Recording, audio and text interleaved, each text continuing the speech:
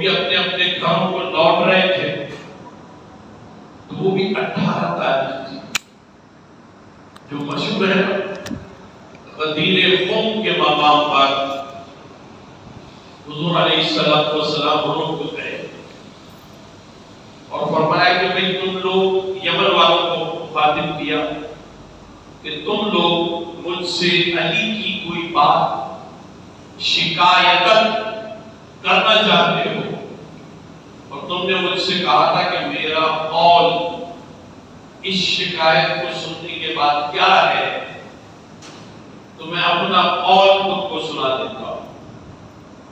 اور اسی موقع پر آپ نے حضرت علی کو بلا کر اپنے ساتھ کھڑا کر کے من کنت مولا فہذا علی مولا غدیر خم کے مقام پر فرمایا۔ یہ غدیر خم جو ہے، یہ پہاڑوں سے آنے والا پانی جمع ہو جاتا تھا، ایک تالاب تھا، اور یہ تالاب یعنی اگر آپ مکہ المکرمہ سے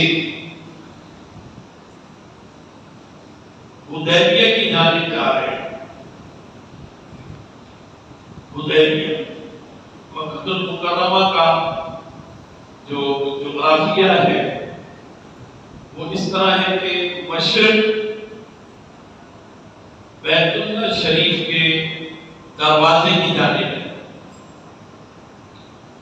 اور مغرب مستجار دیوار کی طرف ہے۔ رکنے شامی اور رکنے یمانی کے درمیان جو دیوار ہے اس کا مغرب کی طرف ہے، اور شمال میں حدیم ہے،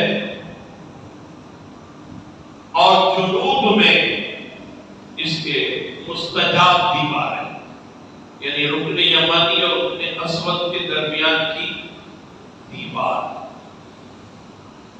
تو اسی طرح جب سفر کرتے ہیں اسی ڈائریکشن میں تو مختلف علاقے مختلف محلے آ جاتے ہیں، یعنی اگر آپ مشرق اور جنوب کی طرف رائٹ اینگل سفر کریں ترچھا تو عزیزیہ آ جائے گا، عزیزیہ شمالیہ جنوبیہ آ جائے گا، اور خالصتاً مشرق میں سفر کریں تو پہلے مینا آئے گا، پھر مزدلفہ آئے گا، پھر عرفات آ جائے گا، مزید آگے جانا چاہیں تو پھر طائف آ جائے گا، ٹھیک ہے۔ اسی طریقے سے اگر آپ اس کے مغرب کی جانب سفر کریں تو حدیبیہ آ جائے گا، اور حدیبیہ سے اور مزید آگے جائے تو جوحفہ ایک مقام ہے اور وہ میقات بھی ہے، اس سے قریب ہی یہ غدیر خم کا مقام ہے۔ چاروں طرف کالے پہاڑ ہیں اور کالے پہاڑوں کے بیچ میں یہ پانی جمع ہو جاتا ہے تالاب کا، تو اس کو غدیر خم کہا جاتا ہے۔ یہی پر حضور علیہ السلام نے یہ بات ارشاد فرمائی، اور یہاں پر ایک اور بات بھی ارشاد فرمائی، کیونکہ تمام اپنے اپنے گھروں کو لوٹ رہے تھے تو سب نے یہ عرض کیا تھا کہ یا رسول اللہ صلی اللہ علیہ وسلم، آپ نے ہمارے سامنے پہلی مرتبہ اتنے خطابات فرمائے کہ خطبۃ الحج 9 تاریخ کو، پھر اس کے فوراً بعد جبل رحمت کے پاس ایک اور خطبہ، یعنی ایک ہی دن 2 خطبے ارشاد فرمائے، اور پھر اس سے پہلے یوم الترویہ تو آپ نے خطبہ مینا میں ارشاد فرمایا، پھر اس سے پہلے حرم کے اندر خطبہ ارشاد فرمایا 7 اور 8 کی درمیانی رات کو، پھر آپ جب مزدلفہ آ گئے تو مزدلفہ میں آپ نے خطبہ ارشاد فرمایا، اور جبل قصح کے مقام پر، اور پھر وہاں سے آپ بڑے شیطان کی رمی کے لیے آئے تو پھر آپ نے خطبہ ارشاد فرمایا۔ تو جتنے بھی خطبے ہیں یہ سب سمرائز ہیں، طویل اور مفصل بات کسی پروجیکٹ یا کسی بڑے پلان پر کام کرنے سے پہلے مزدوروں کو ایک بات بتائی جائے ہر شعبے کی. ہاں بھائی آپ پلمبر سارے سن لو, آپ الیکٹریشین سن لو, اور پھر ان سب کو آہستہ آہستہ سمرائز کرتے چلے جائیں. مختصر سے مختصر جملے حضور نے ارشاد فرمائے. تو جب آپ نے یہاں پر 11 تاریخ کو, پھر 12 کو, پھر 13 کو وادی محصب میں خطبہ ارشاد فرمایا, اور پھر آپ نے سب کو کہا کہ 18 کو یہاں سے چلے, اور 18 کو چلے, اور 18 کو آپ نے غدیر خوف کے مقام پر یہ بات فرمائی. تو لوگوں نے کہا کہ آپ مختصر لفظوں میں یہ بتا دیجئے, وہ آیت بھی نازل ہوئی تھی, دوبارہ ہوئی تھی, یا ایھا الرسول بلغ ما انزل الیک, کہ اے رسول تم بیان کر دو بلاغت کے ساتھ کہ جو کچھ بھی تمہاری طرف نازل ہوا ہے. تو صحابہ نے عرض کیا کہ آپ بیان کر دیجیے, اسلام کو مختصر سے مختصر کر کے بیان کر دیجیے کہ ہمیں کیا کرنا چاہیے. تو پھر آپ نے فرمایا کہ انی ترکت فیکم الثقلین, کہ میں تمہارے درمیان 2 چیزیں چھوڑے جا رہا ہوں. احدہما کتاب اللہ, اس میں سے ایک اللہ کی کتاب ہے, اور پھر فرمایا وعترتی, اور دوسرے میرے اہل بیت ہیں. ان دونوں سے تمسک کرتے رہنا, یہ دونوں تمہیں کبھی بھی گمراہی پر جمع نہیں ہونے دیں گے, کبھی گمراہ نہیں ہونے دیں گے. لن تضلوا فرمایا, ہرگز گمراہ نہیں ہونے دیں گے.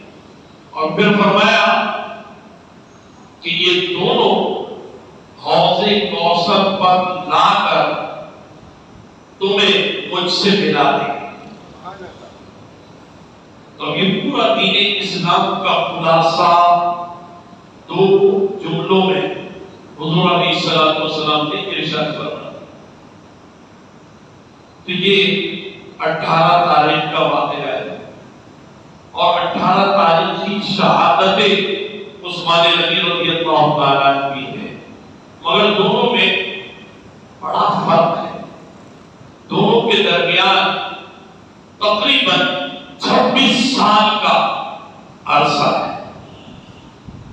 امام یعنی حضرت عثمان غنی رضی اللہ تعالیٰ عنہ کی شہادت جو ہے وہ 26 برس کے بعد ہوئی. اچھا, ہماری طرف سے بھی کچھ لوگ غلط فہمی کا شکار ہو جاتے ہیں کہ آپ شہادت عثمان غنی منا رہے ہیں اور یہ دوسرے لوگ جو ہیں عید غدیر منا رہے ہیں. تو کیا یہ حضرت عثمان غنی کی شہادت پر خوشی کا اظہار کر رہے ہیں؟ یہ غلط فہمی پیدا ہوتی ہے. اچھا, پھر ان میں بھی جو جاہل ہیں تو ان کو بھی یہ غلط فہمی پیدا ہوتی ہے کہ دیکھو حضور علیہ الصلوۃ والسلام نے اتنی اچھی خبر دی, من کنت مولا فہذا علی مولا, اور یہ جو ہے حضرت عثمان غنی کی شہادت بنا رہے ہیں. تو بات اصل میں یہ ہے کہ مختلف تواریخ اور مختلف مواقع پر مختلف واقعات ہوتے ہیں. ایسا نہیں ہے کہ وہ واقعہ جو ہے کوئی ایک ہی اس پر قیاس کر لیا جائے, تو یہ بات ٹھیک نہیں. بہرحال اسلامی تاریخ کا یہ اہم ترین سانحہ ہے حضرت عثمان غنی رضی اللہ تعالی کی شہادت. اور حضرت عثمان غنی رضی اللہ تعالی یہ مسلمانوں کے بہت بڑے محسن ہیں. خود حضور علیہ الصلوۃ والسلام نے ان کو اپنا محسن قرار دیا ہے, اور حضرت علی نے بھی ان کو اپنا محسن قرار دیا ہے. تو اتنی عظمت والی ذات کہ جن کا اسلام میں بڑا مرتبہ اور مکہ المکرمہ ہی میں یہ بہت پہلے یعنی بالکل پہلے سال ہی مسلمان ہوئے. حضرت عمر فاروق اعظم رضی اللہ تعالی وہ اعلان نبوت کے چھٹے برس میں مسلمان ہوئے. حضرت سید الشہداء حمزہ بن عبد المطلب رضی اللہ تعالی وہ چھٹے برس میں مسلمان ہوئے اور یہ پہلے ہی برس میں مسلمان ہوئے. تو فرق تو آئے گا نا کچھ. عادل اشرفی صاحب کہتے ہیں تعمیر میں حصہ لے. امام صاحب قبلہ مدد اللہ کی فرماتے ہیں حصہ لے. تو انہوں نے ادھر کہا اور کسی نے آ کے 1000 روپے دے دیے رسید کٹ گئی تو پہلا نام اسی کا آئے گا جس نے آج 1000 روپے دیے اور میں آ کر 6 برس کے بعد 1000 روپے دوں 6 برس کے بعد تو میرا نام کہاں جائے گا؟ تو فرق تو ہے. تو پہلے ہی سال مسلمان ہونے کا شرف حضرت عثمان غنی رضی اللہ تعالی عنہ کو حاصل.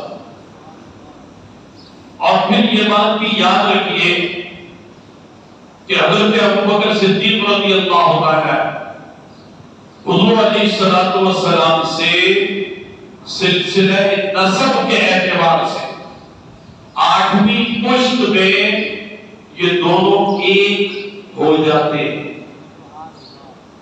حضرت عمر فاروق اعظم رضی اللہ تعالی وہ 5ویں پشت میں دونوں ایک ہو جاتے ہیں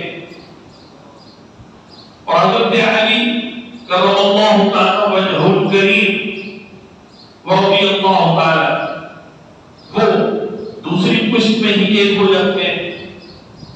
حضرت عثمان غنی رضی اللہ تعالی یہ اس اعتبار سے زیادہ قریب ہے کہ حضرت عثمان غنی رضی اللہ تعالی کی نانی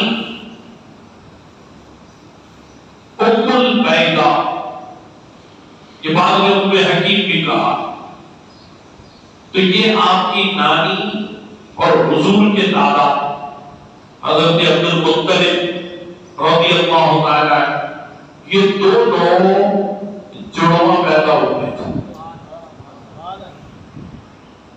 اب کتنے قریب ہو گئے.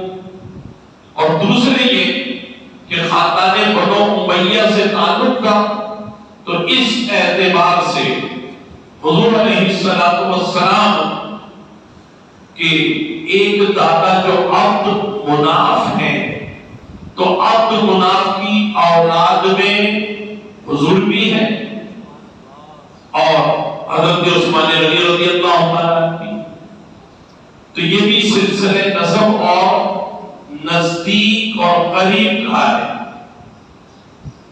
حضرت عثمان غنی رضی اللہ عنہ حضور علیہ الصلوۃ والسلام سے اس نزدیکی کی بنیاد پر قربت محبت آپ کی بڑی مثالی ہے. شروع سے کاروباری آدمی اور خاندان بھی تجارت کیا کرتا تھا تو اس اعتبار سے پورے مکہ المکرمہ میں سمندری راستے سے کسی کی تجارت نہیں تھی سوائے حضرت عثمان غنی رضی اللہ عنہ. یعنی آپ ہی کی تجارت تھی. یعنی فرض کیجیے اگر ایتھوپیا سے اریٹریا سے صومالیہ سے کوئی چیز آنی ہے تو حضرت عثمان غنی رضی اللہ تعالی کی لانچیں جب تک نہیں آئیں گی جب تک حضرت عثمان غنی کی بزنس انوائس نہیں آئے گی تو وہ چیز نہیں پہنچے وہیں سے آئے گی. تو اس طرح سے حضرت عثمان غنی رضی اللہ تعالی آپ کا مال تجارت مکہ المکرمہ میں بھی آیا کرتا تھا. آپ اس کی دیکھ بھال بھی کرتے تھے اور آپ کا تجارتی دفتر جو ہے وہ حدیبیہ کے راستے میں وزارت عدل کی جو بلڈنگ ہے جہاں فیصلے ہوتے ہیں، بڑا قاضی فیصلے کرتا ہے، تو اس وزارت عدل کی بلڈنگ سے آگے معتبر عالم اسلامی کا اور رابطہ عالم اسلامی کا دفتر ہے، اور وزارت عدل سے پہلے وہ باغیچہ آج بھی موجود ہے جہاں آپ کا دفتر تھا، جہاں آپ کے لانچوں کے یعنی تختے وغیرہ اگر پھٹ جائیں، سوراخ ہو جائے تو ان کو بنانے والے وہ وہاں پر موجود ہوتے تھے۔ وہاں آج بھی مکہ میں ایک کنواں موجود ہے، مدینہ میں بھی کنواں موجود ہے حضرت عثمان غنی کے نام کا، لیکن یہاں مکہ میں بھی موجود۔ اور یہ سڑک طریق عثمان بن عفان کہلاتی ہے، آپ ہی کی وجہ سے اس کو یہ نام دیا گیا اس سڑک کا۔ بہرحال حضرت عثمان غنی رضی اللہ تعالی عنہ حضور علیہ الصلوۃ والسلام کے تمام اہل بیت اطہار ان کے نزدیک بڑے محترم اور بہت ہی معزز تھے۔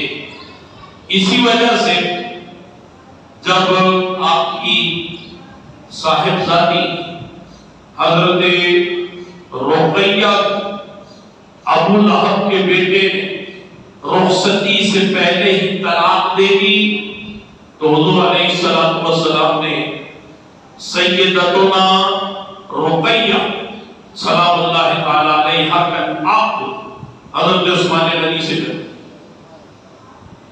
اور پھر جب 17 رمضان المبارک کو 2 ہجری میں حضرت رقیہ کا وصال ہو گیا تو حضور علیہ الصلوۃ والسلام نے حضرت سیدتنا ام کلثوم رضی اللہ تعالی عنہا ان کا عقد حضرت عثمان غنی سے کر دیا۔ پھر جب ان کا وصال ہو گیا تو اب حضور علیہ الصلوۃ والسلام کی کیونکہ بڑی صاحبزادی حضرت سیدتنا زینب رضی اللہ تعالی عنہا ان کا وصال پہلے ہو چکا تھا، اور چھوٹی صاحبزادی حضرت علی کے نکاح میں تھی، حضرت سیدتنا خاتون جنت سیدۃ النساء فی الدنیا فی الآخرہ وفی الجنہ فاطمہ الزہرا سلام اللہ تعالی علیہا۔ تو اس اعتبار سے اب کوئی بیٹی آپ کے پاس نہیں تھی، 3 بیٹیوں کا انتقال ہو چکا، ایک بیٹی حضرت علی کے نکاح میں۔ تو حضور علیہ الصلوۃ والسلام نے کیا فرمایا؟ فرمایا کہ عثمان اگر میری کوئی اور بیٹی ہوگی تو یہ ام کلثوم کے انتقال کے بعد میں اس کا نکاح بھی تم سے کر دیتا۔ اور ایک روایت میں یہاں تک فرمایا کہ اگر میری 40 بیٹیاں ہوتی تو میں ایک ایک کر کے تمہارے نکاح میں نکاح چلا جاتا۔ یہ جملہ بڑا اہم جملہ ہے۔ ہماری ایک بیٹی اگر کسی کے نکاح میں مر جائے نا تو ہمارے نزدیک وہ داماد تو منحوس ہو گئے، تو اس منحوس داماد کو دوسری بیٹی کیسے دے دیں؟ تو ایک بیٹی مر گئی، ہم یہ تھوڑی کہیں گے کیا اللہ کی طرف سے مر گئی، ہم تو کہتے اس نے مارا ہوگا، اس نے اس کو کوئی مینٹلی ٹارچر دیا ہوگا، اس نے اس کو زہر دے دیا ہوگا، اس نے اس کو کھانے کو نہیں دیا، اس نے اس کا علاج صحیح نہیں کروایا، ٹھیک ہے نا، بہت ساری باتیں، اس لیے مر گئی ہماری بیٹی۔ اب اگر کوئی مشورہ دے کہ کسی کو دوسری بیٹی دے دو تو ہم چراغ ہو جائیں گے کہ دوسری بیٹی نہیں دے سکتے اس کو، کہ پہلی کو بھی مار چکا ہے۔ اور حضور علیہ الصلوۃ والسلام فرما رہے ہیں کہ عثمان اگر میری 40 بیٹیاں ہوتی تو میں ایک ایک کر کے تمہارے نکاح میں دیتا چلا جاتا۔ اب اس میں 2 باتیں پتہ چلتی ہیں، ایک تو یہ کہ شریعت کی پابندی ہے مجھ پر کہ ایک وقت میں 2 نگاہ میں نہیں رکھ سکتے. ٹھیک ہے نا؟ تو حضور فرما رہے ہیں کہ شریعت کی پابندی ہے عثمان، ورنہ میں 40 کی 40 اکٹھے تمہارے نگاہ میں نہیں دیتا. اور دوسری بات یہ ہے کہ ایک ایک کر کے دینے کا مطلب یہ ہوا کہ عثمان تم پر میرا اتنا یقین ہے کہ میں کبھی اس بات کی تحقیق کروں گا ہی نہیں، چاہے تم نے زہر دے کے مارا ہو میری بیٹیوں کو، میں ہر مرتبہ ہر نئی بیٹی تمہارے نگاہ میں.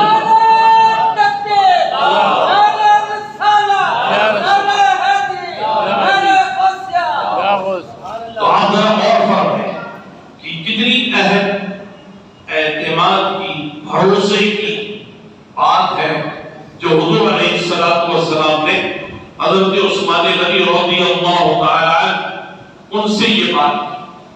اور پھر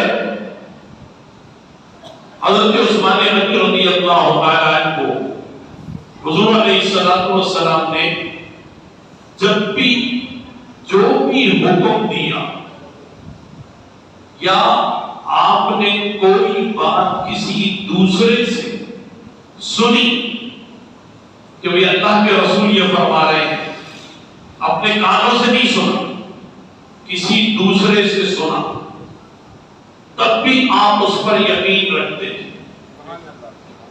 تصدیق کے لیے نہیں کہتے تھے. حضور علیہ السلام نے جب حبشہ کی طرف ان مسلمانوں کی ہجرت کا فیصلہ کیا کہ جو قصبہ پرسی کے عالم میں اپنی زندگی گزار رہے تھے، تو پھر یہ کہا گیا کہ حبشہ کی طرف ہجرت کر جائے کیونکہ ان پر بڑا ظلم ہوتا ہے.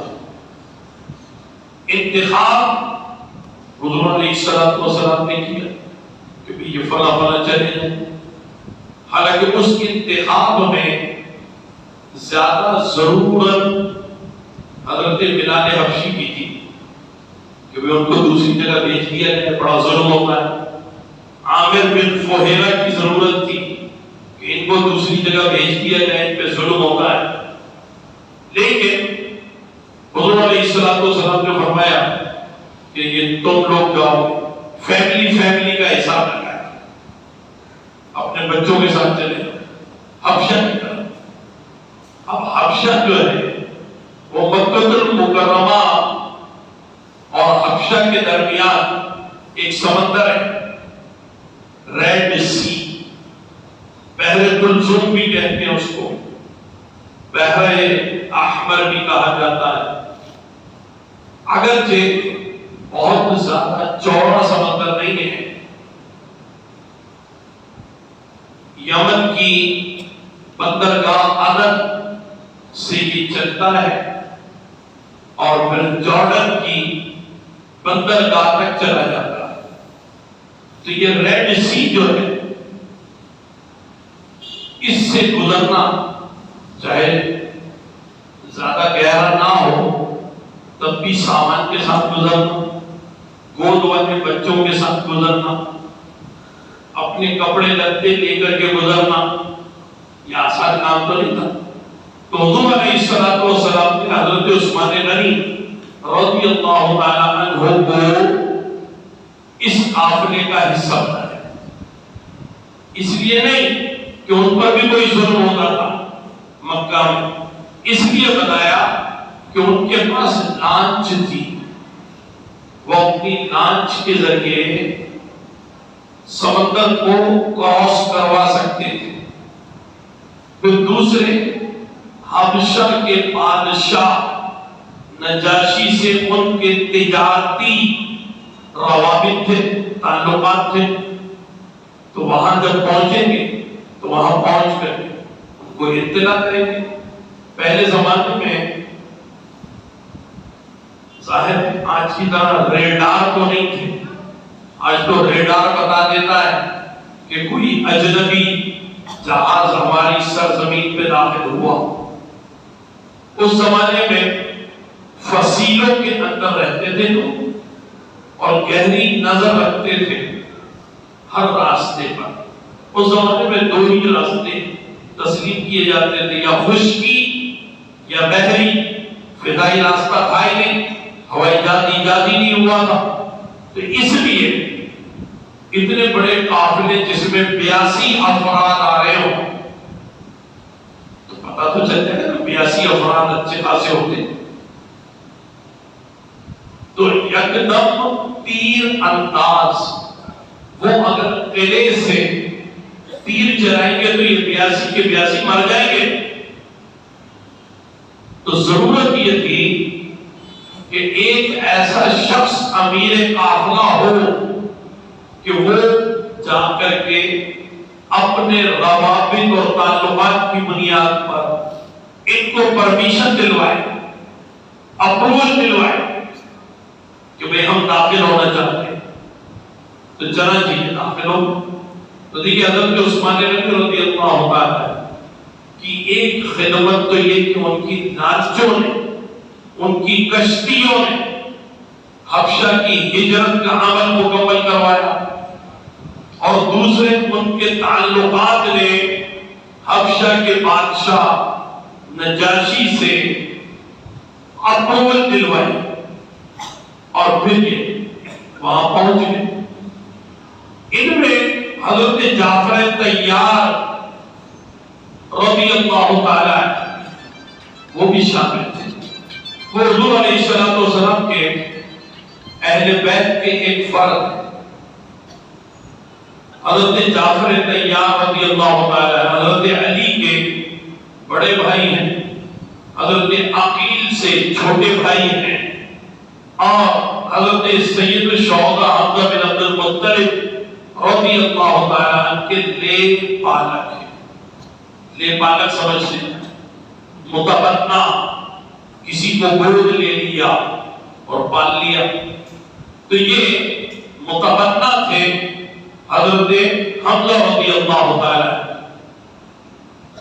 انہیں بھی کوئی تکلیف نہیں تھی کہ حبشہ کی طرف ہجرت کرے، کیونکہ اگر کوئی ان کو میلی نظر سے دیکھتا تو سید الشہداء کافی تھے، آنکھیں نکال لیتے اس کی، لیکن حضور علیہ السلام نے یہ فیصلہ کیا کہ آپ بھی جائیں، چنانچہ یہ بھی چلے گئے، کیونکہ یہ علم کے اعتبار سے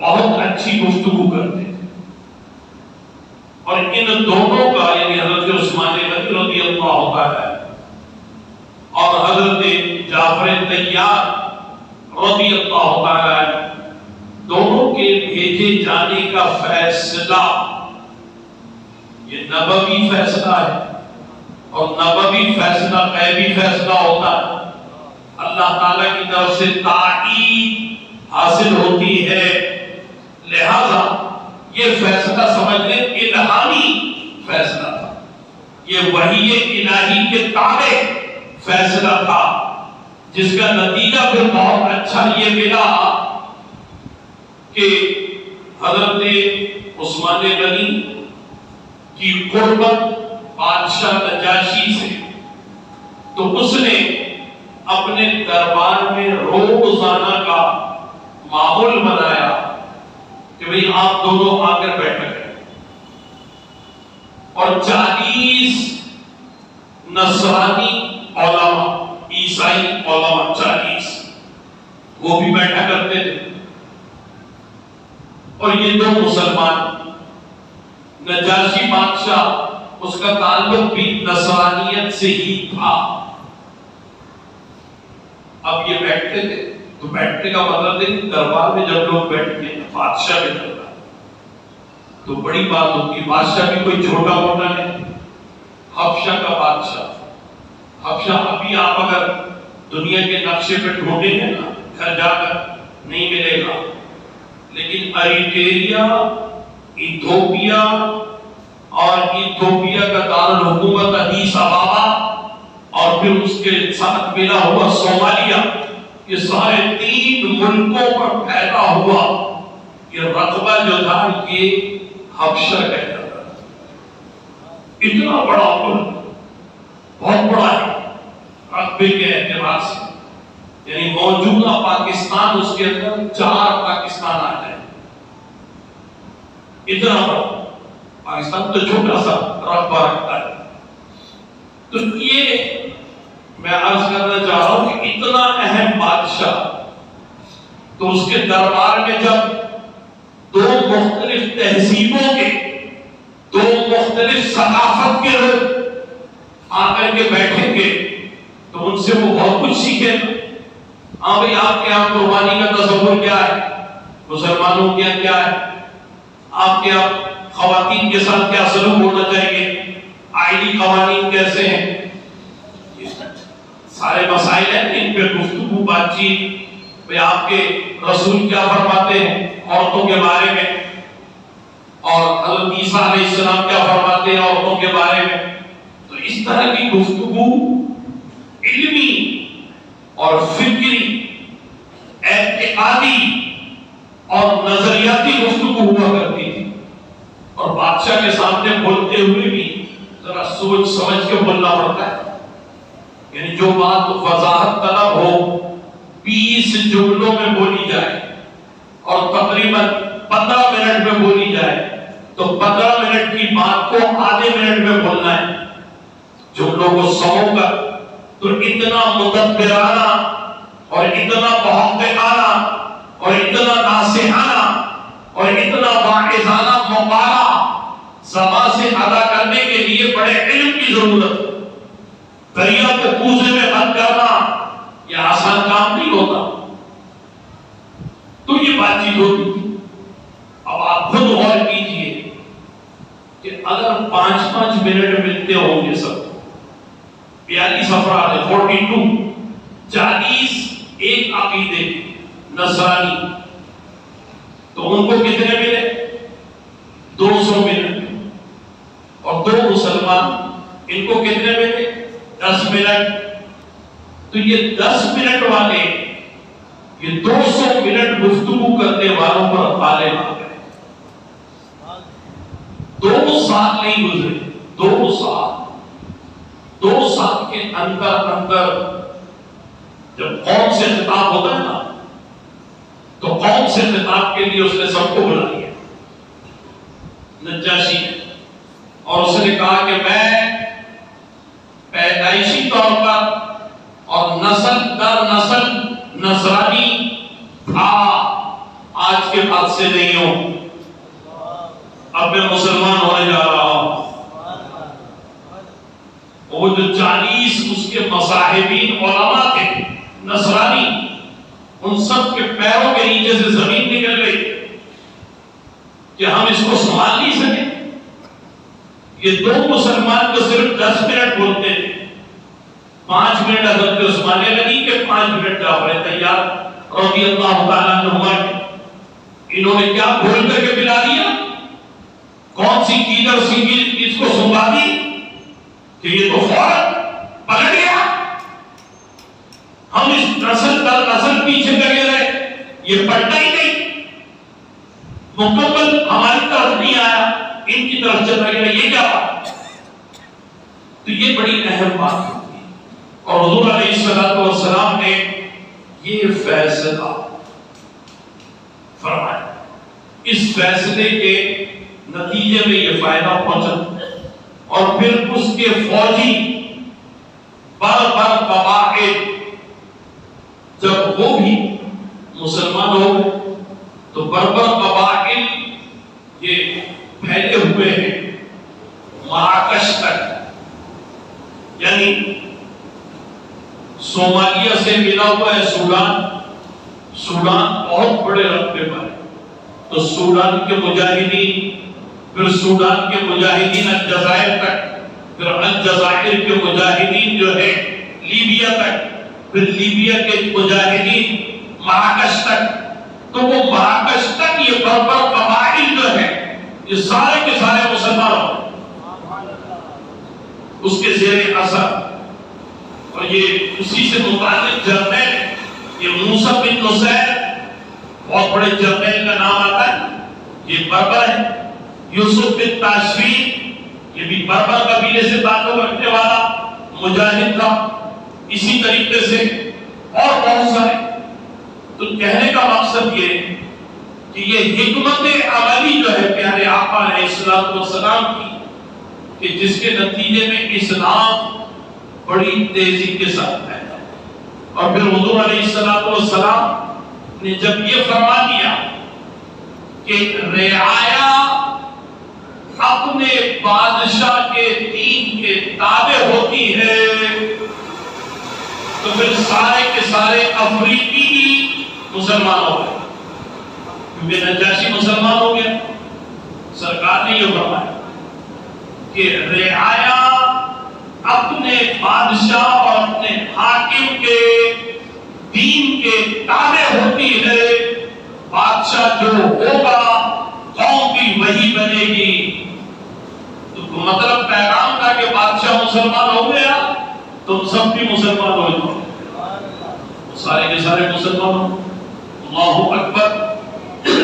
تو یہ حضور علیہ الصلوۃ والسلام کہ اس فیصلے کو عملی جامہ پہنایا حضرت عثمان غنی رضی اللہ تعالی اور حضرت جعفر طیار رضی اللہ تعالی.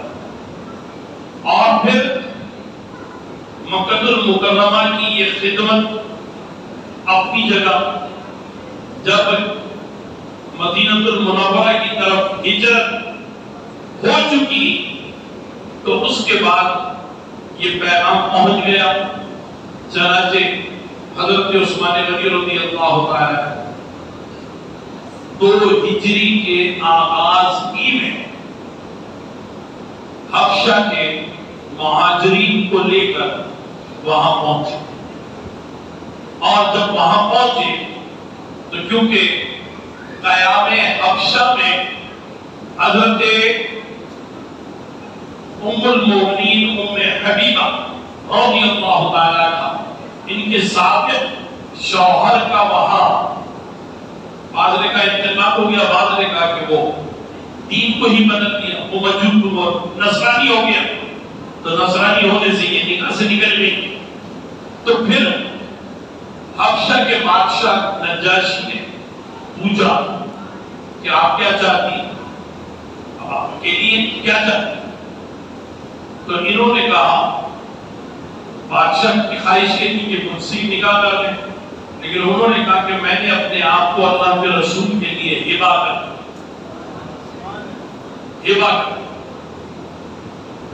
ہبہ اور تحفہ اور نذرانہ تینوں میں فرق ہے. نذرانے کی تمنا ہوتی ہے، ٹھیک ہے، کہیں بھی نام خواہ پہنچے یا مولوی صاحب پہنچے تو لفافے کی تمنا ہوتی ہے کہ نذرانہ ملے گا یہاں سے. اور اسی طریقے سے تحفہ یہ ہے کہ کوئی شخص باہر سے آئے تو سوغات لے کر آئے گا، کوئی نہ کوئی تحفہ لے کر آئے گا، ٹھیک ہے. کوئی لاہور سے دوست آ رہا ہے تو اگر خلیفہ کی نان خطائی لے کر نہیں آیا تو کیا فائدہ ہے؟ تو نان خطائی تو لائے کم سے کم وہاں سے. تو یہ تحفے کی آرزو ہوتی ہے. اور ہبہ یہ ہوتا ہے کہ جس کی کوئی توقع ہی نہ ہو، وہ ہے ہبہ. تو اب ام حبیبہ رضی اللہ تعالی عنہا انہوں نے اپنی ذات کو، اپنے آپ کو ہبہ کر دیا باپ سے پوچھے بغیر، حضرت ابو سفیان رضی اللہ تعالی عنہ سے پوچھے بغیر، بھائی حضرت امیر معاویہ رضی اللہ تعالی عنہ سے پوچھے بغیر، کیونکہ وہ اس وقت تک ایمان نہیں آئے تھے، اپنے آپ کو ہبہ کر دیا. اور جب ہبہ کر دیا تو نجاشی نے کہا اب تم میری بہن ہو، میں دینی بہن تو ہو، میں بھی مسلمان ہو گیا، تم بھی مسلمان ہو، میری دینی بہن ہو، تو میں اب دینی بہن کو جو کچھ بھی دوں تو وہ قبول کرے. تو آپ نے اس قدر سامان دیا حضرت نجاشی رضی اللہ تعالیٰ عنہ نے، اور وہ سارا سامان اور پھر حضرت ام حبیبہ حضرت عثمان غنی رضی اللہ تعالیٰ عنہ کی نگرانی میں دیا کہ یہ سب لے کر کے وہاں پہنچو مدینہ المنورہ اور میں ان کا نکاح کرتا ہوں. اب آپ دیکھیں یہ نکاح پڑھایا بھی حضرت نجاشی رضی اللہ تعالیٰ حضور علیہ السلام سے. تو حضرت عثمان غنی رضی اللہ تعالیٰ کی ساتھ ہمیشہ بڑی با اعتماد ذات رہی، اور ہر ایک کے جب پیارے آقا علیہ السلام ایک عمرہ ادا کرنے کے لیے 6 ہجری میں حدیبیہ کے مقام پر آ کر کے رکے اور پھر مکہ والوں کو پیغام دیا، اور مکہ والوں نے آنے میں رکاوٹ ڈالی، 4 مرتبہ سفارتکاری کی گئی کہ آ کر چیک کر لو ہمارے جسم پر صرف احرام ہے، اور احرام کے اندر کوئی جیب بھی نہیں ہوتی کہ ہم نے کوئی خنجر کوئی تلوار چھپا کر کے رکھی ہو، ہاں بس گوشت کاٹ کر پکانے کے لیے چھوٹی چھریاں ہمارے پاس موجود ہیں، اگر تم کہتے ہو کہ یہ بھی باہر پھینک دیں تو ہم پھینک کر کے مکہ آنے کو تیار ہیں، مگر جناب ابو سفیان نے اس زمانے میں انکار کر دیا، آنے نہیں دیا، یہاں تک کہ حضرت عثمان غنی رضی اللہ عنہ سفارتکار بن کر جب گئے کہ ابو سفیان جو ہے وہ میرا کزن بھی لگتا ہے اور میرا بھتیجا بھی ہوتا ہے، تو میں اس سے بات کرتا ہوں، تو جب وہ گئے مکہ کے سردار سے بات کرنے تو سردار مکہ نے کہا کہ عثمان اتنی جلدی کیا ہے، تم پہلے عمرہ ادا کر لو، یہ بیت اللہ سامنے ہے، عمرہ کر لو اور پھر بعد میں کھانے پر بیٹھیں گے دسترخوان پر تو پھر بات چیت ہوگی۔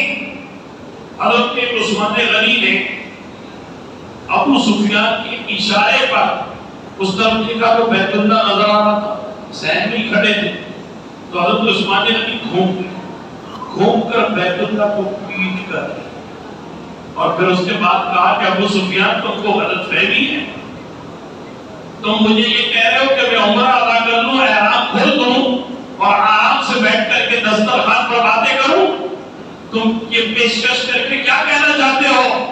ارے میں اپنے آقا کے بغیر عمرہ تو بہت بڑی بات ہے، میں آقا کے بغیر اس بیت اللہ کو دیکھنا پسند نہیں کرتا۔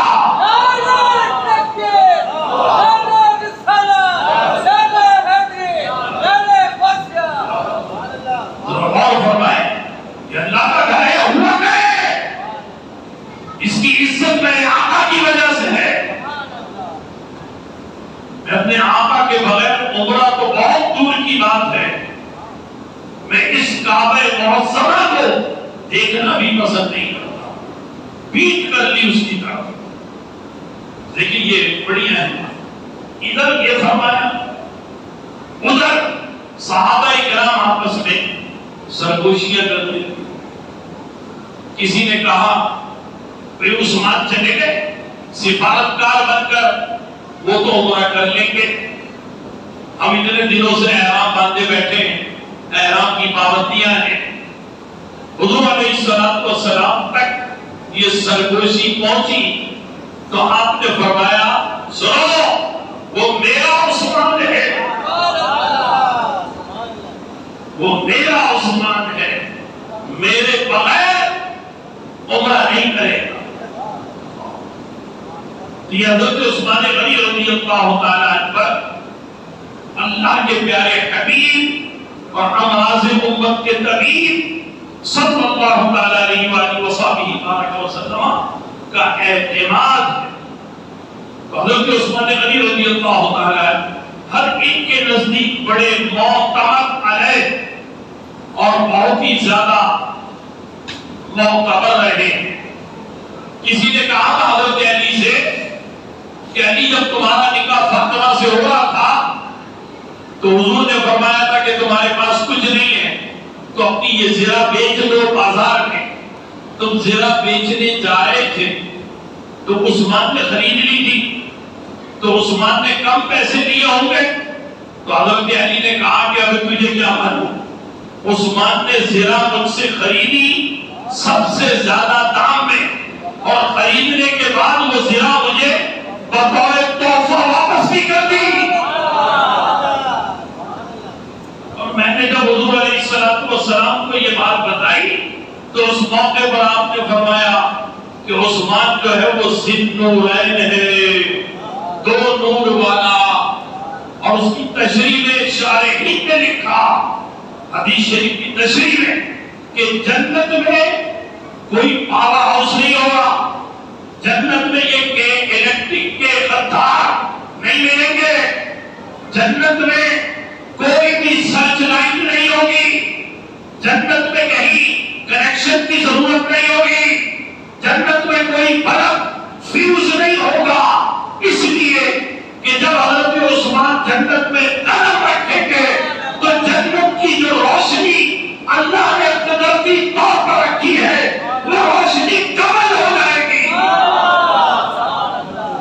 उस्मान की वजह से डबल हो जाएगी। और फिर वो रोशनी हमेशा हमेशा उस्मान के दम कदम से रहेगी। और फरमाया हज़रत उस्मान ज़िन्नूरैन, दो नूर वाले, ये हज़रत उस्मान गनी रज़ियल्लाहु ताला का लक़ब है। तो इस एतबार से आपके जो फज़ाइल और जो आपके मनाक़िब हैं वो बिलाशुबा तमाम लोगों की नज़दीक तयशुदा है। और मज़ीद बातें मैं अभी नहीं कर पाया। आपकी खिलाफत, फिर खिलाफत के बाद 12 साल तक हुक्मरानी करना, फिर लोगों को सहूलतें पहुंचाना। यहाँ ये बात भी याद रखिएगा, मुझे याद है कि किसी ने ये बात कही थी कि अगर आवाम को आसूदगी दे दोगे और आवाम को अपने घर के चूल्हा जलाने की फिक्र नहीं होगी तो फिर आवाम क्या करेगी? फिर बाहर बैठेगी, कैरम खेलेगी, डब्बू खेलेगी, 18 गोटी खेलेगी, ताश खेलेगी, शतरंज खेलेगी और हुकूमत के खिलाफ बातें करेगी। तो फिर नुकसान हुक्मरानों का ही होगा। लिहाजा उसूल ये रखो कि आवाम को पीस के रखो, आवाम को फिक्र में डाल के रखो। सुबह नाश्ते की फिक्र, दोपहर को खाने की फिक्र, रात के खाने की फिक्र, और फिर उसके बाद बारिश हो जाए तो सोना ना आए, ये फर्ज करता, यहाँ से छट्टा पकड़ेंगे, पर इसी में लगा के रखो तो सुकून से हुकूमत करोगे। और मिसाल क्या है पता है? हज़रत उस्मान गनी रज़ियल्लाहु ताला कि आपने अपने जमाने में तमाम मुसलमानों के वज़ाइफ मुकर्रर फरमा दिए। आपने कहा जी सबको इतना बैतुल माल में पैसा है तो क्या करेंगे? आपने सबको 10-10 हजार दीनार देने का प्रोग्राम बना दिया, सबको बहुत। उस घर से इतना आगे बच्चा पैदा हो गया का उसके भी 10 हजार दीनार, आबादी बढ़ रही है उनके भी पैसे, जरीन के भी पैसे, उसके भी पैसे।